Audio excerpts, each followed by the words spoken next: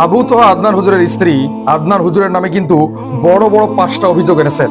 এই 5টা অভিযোগ এতটাই গুরুতর যে এই 5টা অভিযোগ শোনার পরে একজন পুরুষ কোনোভাবেই নিজের রাগকে কন্ট্রোল দিতে পারবে না। তবে আবু তোহা আদনান হুজুর কিন্তু এখানে ধৈর্যের পরিচয় দিয়েছেন। তো আমি আপনাদের সামনে এখন তার স্ত্রীর এই বড় বড় 5টা অভিযোগ তুলে ধরবো। 1 নাম্বার তার অভিযোগ হচ্ছে, আবু তোহা আদনান হুজুর পরকীয়া করে জেরিন জাবিন নামের একজন বিমানের হোস্টেসের সঙ্গে। তার 2য় নম্বর অভিযোগ হচ্ছে, আবু তোহা আদনান হুজুরের মাদ্রাসায় ছেলে মেয়েরা একসঙ্গে লেখাপড়া করে, অর্থাৎ তিনি বলতে চাচ্ছেন যে নারী পুরুষের সেখানে অবাধ মেলামেশা। 3 নাম্বার তার দাবি, আবু তোহা আদনান হুজুরের মাদ্রাসায় সবসময় অনেক ধরনের মেয়েরা যাতায়াত করে এবং সেখানে আবু তোহা আদনান হুজুর যাকে ভালো লাগে তার সঙ্গে রিলেশন তৈরি করে।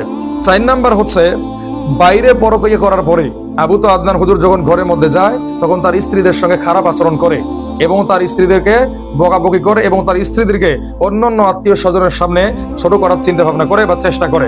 5 নম্বর অভিযোগ হচ্ছে, রংপুরে অন্য একটা আলেমা মেয়েকে প্রেমের প্রলোভন দেখিয়ে তার সঙ্গে দীর্ঘদিন যাবত অনৈতিক কাজ করেছে, এক পর্যায়ে এই মেয়েকে ছেড়ে দিয়েছে। তো তার স্ত্রী কিন্তু এই পোস্টে এরকম 5টা ভয়ঙ্কর মিথ্যা অপবাদ আদনান হুজুরের নামে দিয়েছে। তো আমরা আশা করি যে আদনান